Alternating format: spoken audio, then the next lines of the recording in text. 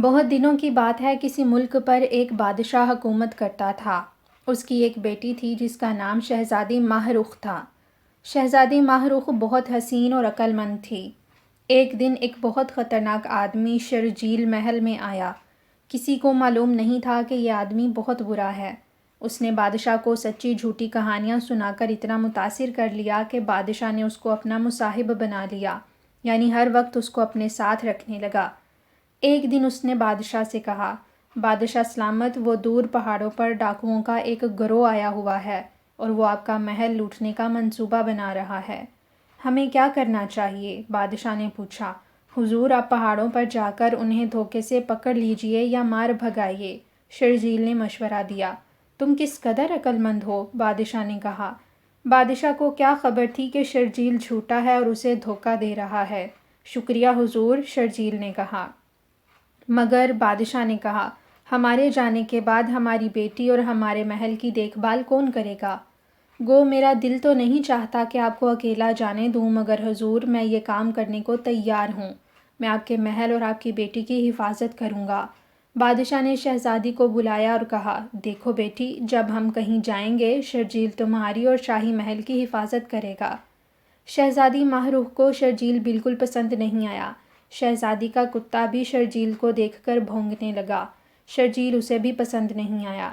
شہزادی ماہ رخ نے کہا، ابا حضور، آپ ہمیں بھی اپنے ساتھ لے چلیے۔ نہیں بیٹی، تم یہاں شرجیل کے پاس ٹھہرو، ہم ایک ضروری کام سے جا رہے ہیں، بادشاہ نے کہا۔ بادشاہ نے اپنے آدمیوں کو بلایا اور ہر ایک کو ایک ایک چھڑی دی اور خود بھی ایک بہت بڑی چھڑی لی اور ڈاکوؤں کو مارنے چل دیا۔ بادشاہ کے جاتے ہی شرجیل نے شہزادی کو محل کے مینار میں قید کر دیا۔ شہزادی مینار کی کھڑکی سے چیخ چیخ کر مدد کے لیے لوگوں کو بلانے لگی۔ ایک باورچی نے شہزادی کی آواز سنی اور وہ بھاگا بھاگا مینار کے پاس آیا۔ چالاک شرجیل نے اسے بھی قید کر دیا۔ اب وہ دونوں مدد کے لیے پکارنے لگے۔ ان کی آواز سن کر جو بھی آتا شرجیل اسے مینار میں بند کر دیتا۔ اس طرح لوگ مدد کو آتے رہے اور مینار میں قید ہوتے گئے، یہاں تک کہ شہر کی ساری لڑکیاں اور ساری عورتیں مینار میں قید ہو گئیں۔ شرجیل ان سب کو قید کر کے بہت خوش ہوا۔ سارے مرد تو ڈاکو پکڑنے گئے ہیں اور ساری عورتیں قید ہیں۔ سب سے مزے کی بات یہ ہے کہ وہ ڈاکو پکڑنے گئے ہیں، حالانکہ ڈاکو تو میں خود ہوں۔ یہ کہہ کر وہ زور زور سے ہنسنے لگا۔ پھر اس نے جلدی جلدی بادشاہ کا تاج، سارا خزانہ، جواہرات سب سمیٹے اور عورتوں اور شہزادی کو اسی طرح مینار میں چھوڑ کر محل کے دروازے کی طرف چلا۔ شہزادی کا کتا یہ سب دیکھ رہا تھا۔ جب اس نے شہزادی کو قید ہوتے دیکھا تو سیدھا پہاڑوں کی طرف بھاگا۔ ادھر بادشاہ اور اس کے سپاہی پہاڑ پر پہنچ کر سخت حیران ہوئے، وہاں تو کسی ڈاکو کا نام و نشان تک نہ تھا۔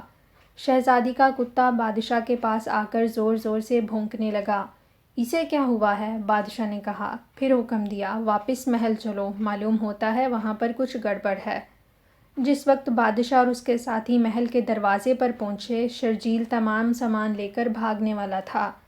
بادشاہ نے شرجیل کے زور سے چھڑی ماری، پھر اسے اپنے آدمیوں کے حوالے کر کے اوپر گیا اور مینار کا دروازہ کھول کر شہزادی اور سب عورتوں کو قید سے چھڑا لیا۔ شرجیل نے جو دیکھا کہ اب بادشاہ اسے زندہ نہیں چھوڑے گا تو سارا لوٹا ہوا سامان وہیں چھوڑ کر سر پر پاؤں رکھ کے بھاگا۔ ایسا بھاگا کہ پھر مڑ کے نہ دیکھا۔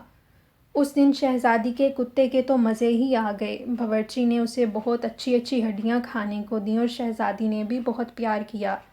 بادشاہ نے بھی اس کے سر پر ہاتھ پھیرا۔ اسی نے تو شہزادی کی جان بچائی تھی اور محل کو لٹنے سے بچایا تھا۔